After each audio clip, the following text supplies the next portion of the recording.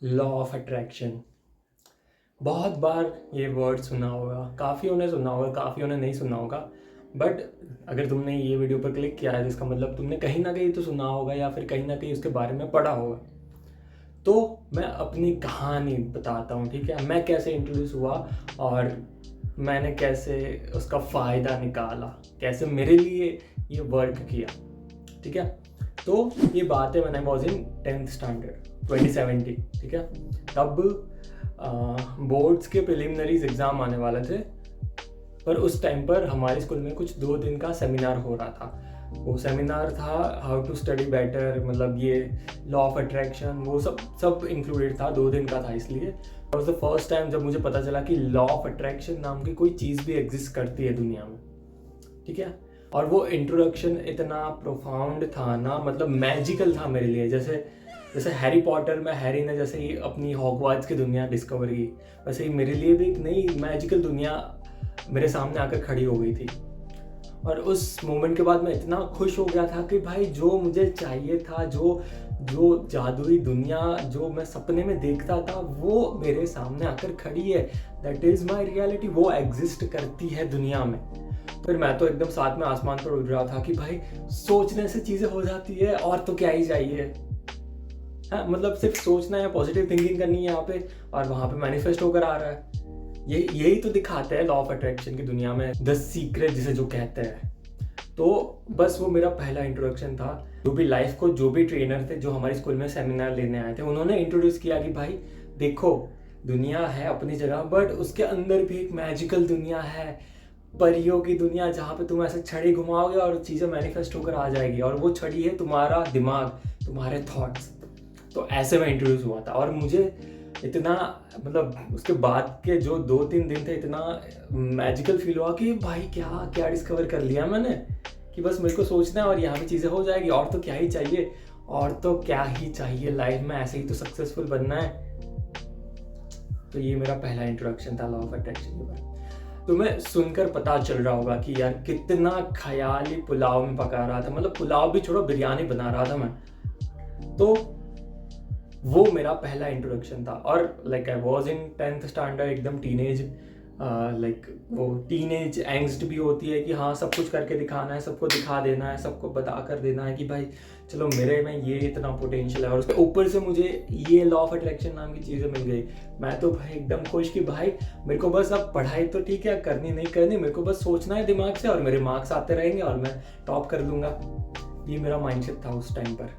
तो मेरा पहला इंट्रोडक्शन ये था, ठीक है। और उस इंट्रोडक्शन के चलते हुए द सीक्रेट मूवी देखी मैंने। जिसको नहीं पता, the secret is the brand name, ठीक है। उसके ऊपर मूवी भी है, बहुत सारी बुक्स भी है द सीक्रेट के नाम से, पर that is the brand name. और जो ब्रांड लॉ ऑफ अट्रैक्शन के ऊपर बनी हुई है, पूरे कॉन्सेप्ट के ऊपर बनी हुई है। तो मैंने वो द सीक्रेट मूवी देखी, और उसकी बुक भी वगैरह भी पढ़ी, gratitude, affirmation, positive affirmation, imagination, अलग अलग सारी टेक्निक्स, वो सब मैं एकदम घुस गया था उस चीज़ के अंदर। और मैं प्रैक्टिकली अप्लाई भी करने लगा कि हाँ चलो ये करना है, फिर ये करना है, ऐसे करना है, ये सोचना है, रात का रूटीन ये रहेगा, सुबह उठकर ये सोचना है, ये करना है, ये इमेजिन करना है। तो बस मेरी दुनिया ऐसे ही चल रही थी।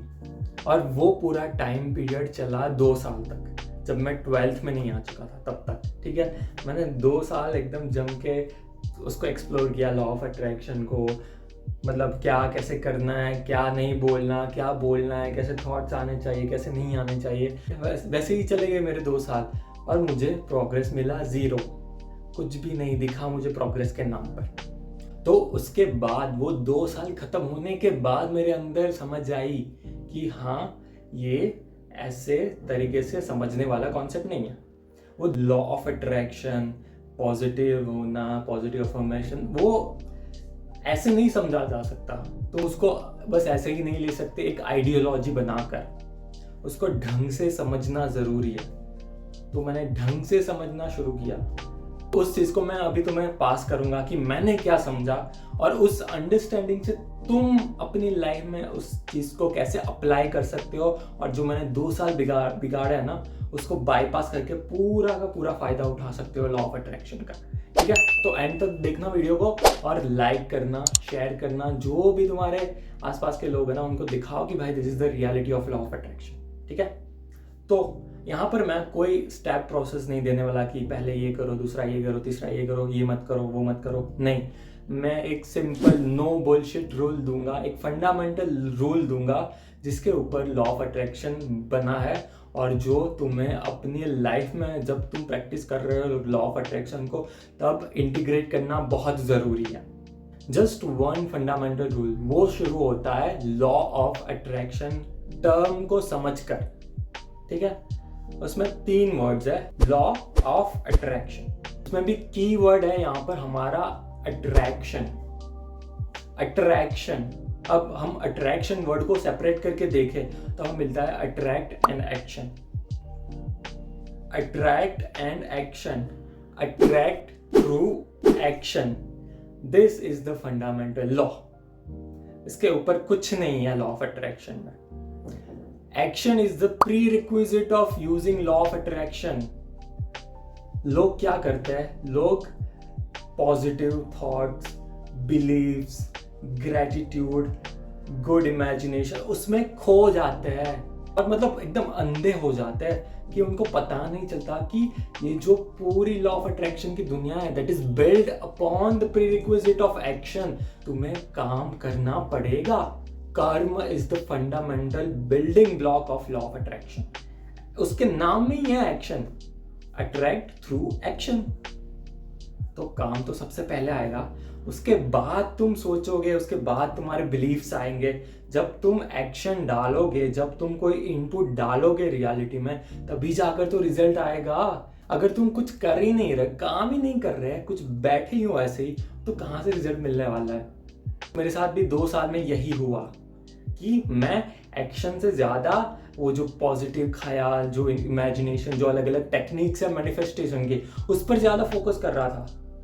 मैं यहाँ ज्यादा एनर्जी लगा रहा था, बल्कि मुझे एनर्जी यहाँ पर लगानी चाहिए थी, जो है एक्शन, काम करने पर लगानी चाहिए थी। यही तो है फंडामेंटल रूल, काम करना जरूरी है।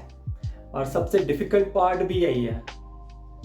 मतलब अगर मैं ऐसे रिफ्लेक्ट करके देखूं तो मुझे मैजिकल क्यों लगा था, क्योंकि उसमें मेरे को लगा कि बस मेरे को सोचना है, सिर्फ मेरे बिलीफ सही करना है, मुझे बस ग्रेटिट्यूड दिखाना है चीज़ों को लेकर, जो मुझे चाहिए उस चीज़ को लेकर, मुझे अलग अलग टेक्निक्स को यूज़ करना है।